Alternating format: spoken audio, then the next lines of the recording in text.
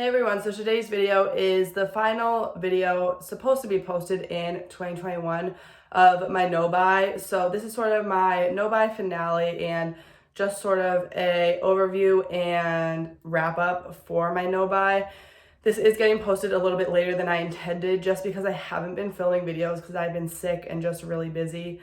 So I'm gonna start with the haul portion. I usually always start with the haul of everything I purchased within the last few months since my last no-buy update, and then I will get into sort of the specific numbers, what my goals were, if I met my goals, which if you've been keeping track of my no-buy and been watching my no-buy updates, I basically strayed away from my initial no-buy rules and it turned into sort of like a low buy.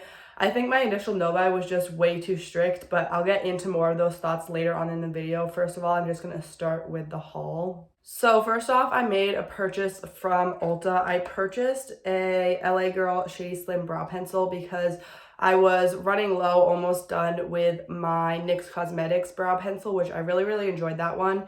This one is pretty good. It's really nice and thin, which is how I like my brow pencils. It's just not my favorite. I feel like it's almost a little bit too stiff. I do prefer the NYX Cosmetics one, so I probably wouldn't repurchase this one, but I do enjoy it. I'm not going to go into like a full-on review for all of these products, but the other product I purchased is another brow product. This is the Milani Weakened Brow, so it's more of a brow pen type of product. And I did want to try a brow pen, which is why I purchased this, because this sort of allows you to draw hair-like strokes. And these have kind of been all the rage lately and very hyped up on YouTube. So I wanted to try out a brow pen just because I thought it would give me a lot more natural looking brows and more of those brow hair type of strokes. So I feel like this is not the perfect shade for me. I think it's a little bit too warm for my brows, so it's definitely not my favorite. I feel like it just doesn't look right on me because it is too warm. So I don't think I would repurchase this specific pen. I haven't used it a ton just because, like I said, it isn't the perfect shade for me, so it doesn't look 100% right in my brows. It's also kind of tricky to get the hang of this. Like, I feel like this takes a little bit of practice before you actually figure out and can do it like pretty quickly. So this also takes me longer to fill in my brows. Here I am saying I'm not going to review everything and I'm going into a detailed review. But the next one is a product that I haven't actually opened. This is a mascara from Flower Beauty. This is their Lash Warrior mascara, and this is what I've heard a lot of good things about, so I wanted to try this just as like my next mascara. As I run out of my other mascara, I like to have one backup, so that way I don't run out and I'm just like out of mascara until I have to go buy a new one. I like to have a backup already on hand. So that was my little Ulta haul. And then I also made a purchase from Walmart. I went to Walmart while I was at school, obviously to do like my grocery shopping, and I ended up in the makeup aisle and I was looking at the Oma by Sharon C products because this is when the brand first came out, so I was really intrigued by them, or closer to when they first came out, and they were really hyped up. And this is their lip tint and oil and gloss. This is a very unique formula, and it's not my favorite formula, but it's definitely very unique. I like that it's a little bit of a stain, sort of, so that color sort of stays on your lips. I feel like you don't have to reapply it a ton because it is sort of that lip tinted oil. It's not super glossy on the lips, but it does give a nice amount of color payoff. It's definitely a very interesting formula. It smells a little bit chemically, not gonna lie, but I don't really mind that you don't smell it after you've applied it to your lips. So I haven't used this a ton, but it is like an all right lip product. I need to stop going into a full-on review on all these products. Next up, I purchased some Fawn Beauty glosses, and I do only have one because the other one I featured in another, I was doing a Project Pan update. I was rolling it out of the project, and I actually ended up dropping it in that video. And it did break, like this whole top part broke off, like with the stopper and everything in it, like this whole piece basically broke off. So that one I just had to throw out. I couldn't use it. So I'm really sad about that because I do really love these glosses. This one is in the shade Cashmere, so this is the only one I have left. And it is almost just clear, but it looks pink with like sparkles in the tube. It does give a tiny bit of color to the lips, but it's also just a really comfortable formula. And then on Mercari, I made a purchase from Vesca. It was a Vesca bundle that I had found on Mercari, and I really, really wanted to try Vesca, and they were the exact shades that I wanted. So first off, I got their Soft Sun Radiant Skin Primer and Luminizer. This is in the shade Sunrise, so it's just the like more champagne yellow type of shade. And I actually really, really love this primer. For like a high-end primer, I thought like it wouldn't really be worth the money, but I think I would actually like to repurchase this, specifically in the more purple shade, just to sort of cancel out my redness and brighten my skin a little bit, because this is just like the normal yellow sort of champagne type of shade, so it does give that little bit of glow to the skin, but it's also hydrating on the skin, which is the type of primer I really, really love, and this just feels so luxurious on the skin. So this is one I didn't think I was gonna love, but I did really end up loving it. And then I also got a Vesca Highlight. This one is in the shade Moonlight. I was kind of going back and forth between this shade and the second lightest shade. So this is the lightest shade in their line, and it's not as light as I feel like it looked online. I feel like this is the perfect shade for me. It's not like super stark and icy and intense on my skin. It's actually like the perfect tone for my skin. It just gives like a very natural but still very intense highlight in a way, but it doesn't look like you have a stripe of highlight on your cheeks. Like, it's natural, but in the most intense way. It's so beautiful. So I'm really, really happy that I chose this color, or this was the color that came in the bundle that was on Mercari, because I really, really like this shade. And then I also got their bronzer. This is the Kiss by Santorini bronzer. This is the second lightest shade in their range, which is the one that I decided that I wanted, because the first one just looked a little bit too yellow for my skin. So I'm really glad that I ended up with this shade. This is a weird kind of formula. There's a ton of kick up in it when you dip your brush. Let me know if you have this bronzer and if that happens to you, or if it's just like a me thing with the specific bronzer that I got, because I feel like no one's really talked about that when I've heard this reviewed. And I feel like I've heard really good reviews on this, but there's like an insane amount of kick up in this when I dip my brush in it. So there is a pretty good dip going in here already. And this was not brand new. I got it on Mercari, so it has been used a little bit. But the highlight, and the highlight especially, was like basically brand new. The primer I feel like had been used a little bit before I got it, but these products are still in like very good quality, very good shape for getting them like secondhand. Next up, you guys know, if you watch my videos, I did end up purchasing some single shadows on Black Friday. So these 5 are from JD Glow, and these ones are from Terra Moons. I did a whole swatching video on these of like my first impressions and all the swatches of the shades. I really, really love these. I do have a Terra Moons Karen on my lids right now. It's so insanely beautiful and glittery, but not in like a chunky glittery way. It's just like the most intense shimmer. It's not really metallic. I don't even know how to describe it, but it is insane on the lids, especially in person. I feel like it's not even showing up like on camera how it looks in person, but I am really, really happy with that purchase. I think that's my favorite purchase that I've made probably all year, because I knew I wanted to add some single shadows to my collection, and I'm really glad that those are the ones that I chose. Next up, that is the end of my list, at least what I have it written down. So I feel like I haven't really been accurately recording the new products that I brought in, just because I was kind of like over my no buy and didn't really feel like tracking. And I'm gonna be doing this a completely different way next year, but I just wanted to share with you some products that I recently got that aren't necessarily included in this. So my numbers might not be 100% accurate. But I also purchased the Essence Make Me Brow Gel, because my e.l.f. Wow Brow is almost out. So I just wanted to back up to have when that one runs out. And I wanted to go back to this Essence one. I have purchased this before, but I really, really like the e.l.f. one. So I'm kind of just going to compare the Essence and the e.l.f. because they're a similar price. I think this is $2.99. The e.l.f. is like $4 maybe. So I just wanted to figure out kind of which one was my favorite and which sort of holy grail that I was going to stick to. So I did end up purchasing that, I believe, from Ulta. And then I made an Ulta purchase for my mom's Christmas gift, and I just could not resist purchasing this. So this is the Jacqueline Cosmetics lip liner, specifically in the shade Bourbon, which wasn't like the #1 shade that I wanted, but I had put another shade on my Christmas wish list, so I didn't want to like accidentally get 2 of them if I bought it for myself and then I got it for Christmas, but I didn't end up getting another one of these for Christmas anyways.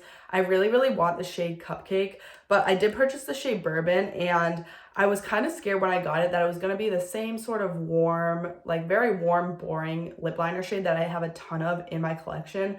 But I actually love how cool tone this is. I do have this on my lips today, obviously underneath a lipstick and a gloss, so you can't really tell.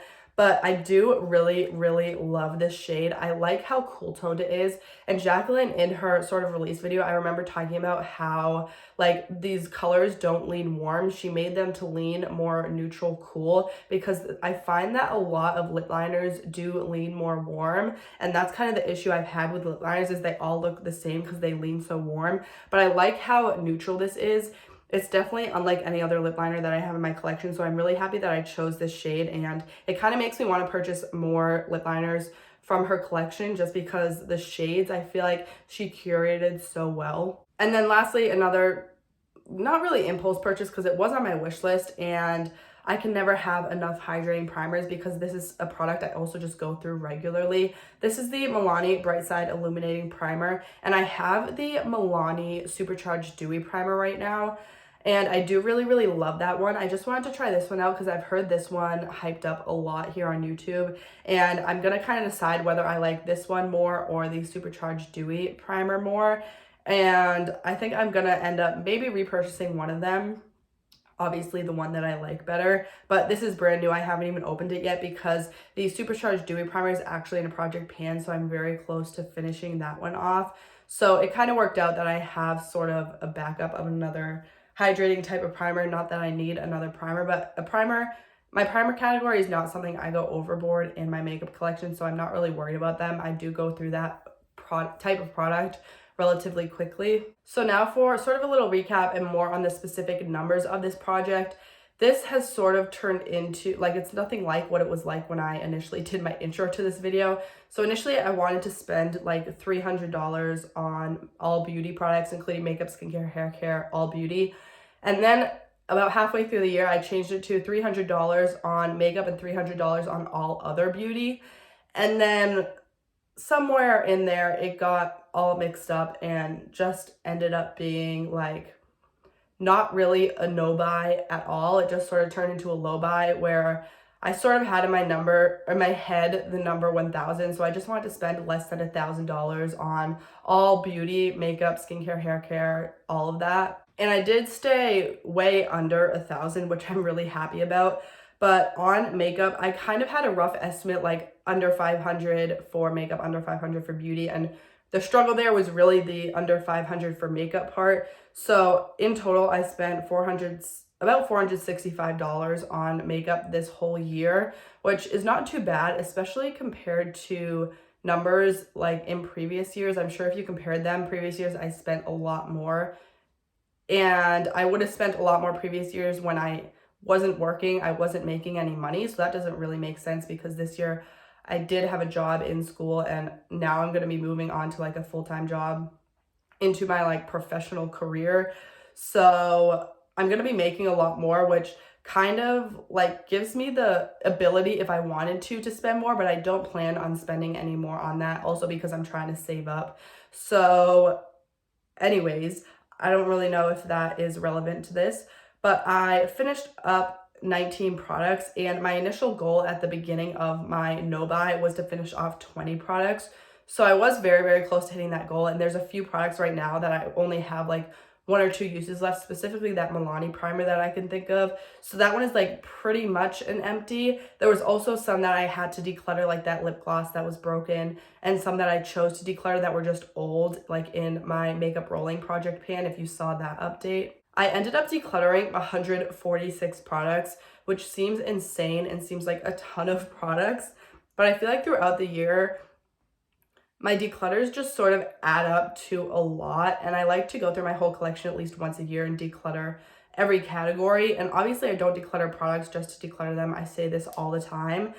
but I did end up decluttering 146, which seems like a lot, but those were just products that were either old or I just didn't use anymore, or I could pass on to someone else to get more use out of than I would. And actually, in the end, I mentioned that $1,000 amount in my head, sort of going back to the price. I'm kind of all over the place in this video. I'm sorry if this doesn't really make sense.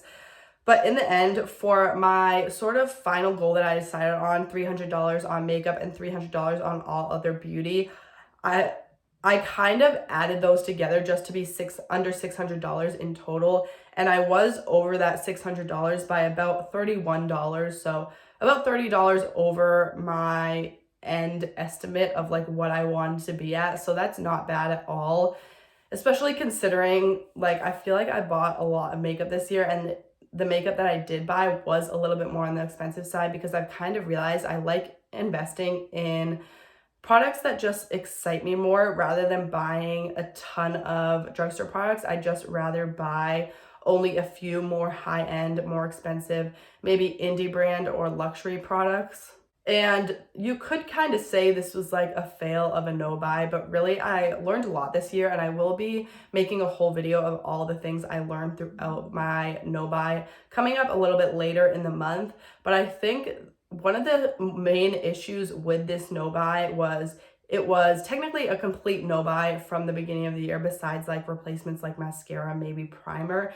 So that was just really, really restrictive for me, especially going from like buying basically whatever I wanted to going to buying nothing, and I couldn't buy anything at all. So I did crack about like halfway through the year, if you've been following these updates, and you can go back in my no buy playlist if you want to see the previous updates and all the other products that I purchased this year.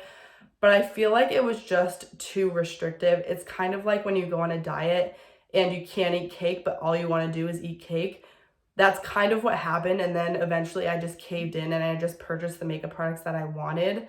And yes, I did cave, but I purchased products that had been on my wish list that I was craving, that I really, really wanted. And initially, I was just purchasing products that I knew would really add to my collection and add value in some way to my collection, whether they were products that I didn't already have or just products that had been on my wish list for so long that I just really wanted to try. So I did still keep that conscious consumerism mindset in mind when purchasing products. So I don't really have any regrets with the purchases that I made this year. I just think that where I went wrong was my initial no buy was just too restrictive. So I am going to change it up a lot next year. Also, I based it just off of a dollar amount, which because I was more so investing in those luxury indie brand type of products, I went through that money pretty quickly because I wasn't necessarily buying a ton of products, but I was buying more expensive products. So I feel like also for me, it's not really about the money. It's more so about the number of products that I'm bringing into my collection. And I will talk about this more in my 2022 sort of low buy goals and what I want to achieve in 2022 in terms of my low buy and purchasing products. So with this low or no buy, I guess that sort of turned into a low buy, I have definitely learned a lot. So I'm sort of taking this and curating it for next year's goals and what I want to do with next year's low buy. So I'm definitely going to make it into a more product-based low buy because I think that would just help a lot. And it would also help me not to be worried so much about the specific dollar amount, because for me, that's not something that I really need to focus on, is the specific dollar amount, because I'm not purchasing so much makeup that I'm in debt. It's just the fact that I'm purchasing so much makeup that I can't actually use up, which doesn't feel good for me and doesn't feel good for my collection. Also, while some of my makeup inventory categories increased, maybe more so than I wanted to, specifically in cream blushes and glosses, which you would know if you watch my makeup inventory video, I am very happy with all the purchases that I made, like I said earlier. It's just that I would like those categories to be a little bit lower so that I can get use out of all those products and I'm really using everything in my collection. I'm not really neglecting products in my collection. which is kind of the whole point of like my no buy and low buy, and sort of the whole point of this YouTube channel is to make sure I'm using the products in my collection. And I think I kind of strayed away from that, especially near the end of 2021. I wasn't focusing so much on using my collection. I think a part of that is also because I was at school and I didn't have my whole makeup collection with me, so I was missing more than half of my collection that I was technically neglecting because I didn't have it with me. So I think that's also part of the issue. But now, obviously, going into like a full-time job, I'm gonna be living in one place, living at home. So I'm gonna have all my makeup with me all year round. So I think that's gonna help me a lot on my no buy, and to not spend so much on makeup, or to not sort of overcompensate for when I'm sort of missing my makeup collection, because I'm gonna be at home with my makeup collection all year round, if that makes sense. And like I said, when I first started purchasing products on sort of my no buy and turning it into a low buy, I was keeping in mind the specific products that would add value to my collection that I didn't necessarily already have in my collection. And I want to keep that in mind more so in 2022. But there are a lot of products on my wish list that aren't necessarily unique, but that doesn't mean I need them right this second. So whether if it's finishing up a bronzer before I purchase a bronzer that I want or whatnot, I want to keep in mind the products that I already have in my collection and what would actually add value to my collection if I am bringing so many products into my collection. So again, I will talk a little bit more and my plan for 2022 in my 2022 goals and sort of low buy video that will be coming soon. I'm glad that this video wasn't too long with the haul. I feel like this haul is more so like products that I kind of needed to replace because I was running low on some products. And I think I did pretty good with the last quarter or so of the year. I was able to sort of hold myself back from some of those purchases, also because I was so busy. So I wasn't really looking at makeup a ton, and I wasn't looking at like Instagram a ton or YouTube. And I find that when I'm not scrolling through Instagram every day and I'm not consuming social media, because a lot of the people that I follow are like makeup related, I feel like it helps me with my no buy because I'm not sort of surrounded by all those new products and all the temptation to purchase those new products. So that's also something that has really helped me, is not gluing myself to social media and not scrolling through Instagram every day to be tempted by those products. So I think this was like a pretty good wrap up, especially this little haul. I feel like it was more manageable than some of my other hauls, especially near the beginning of the year when it got a little bit crazy and I started purchasing more. So I think this is like an average haul of like, I'm okay with all these products. Like I feel like it's not a ton of new products. So I hope you guys enjoyed this video. Let me know how your no buy or low buy went. Also what you're doing for 2022. If you did enjoy it, make sure to give it a thumbs up. I do post new videos 3 times a week. So if you want to see more from me, make sure to subscribe and don't forget to hit that bell icon to get notified every time I post. Thank you so much for watching, and I'll see you next time.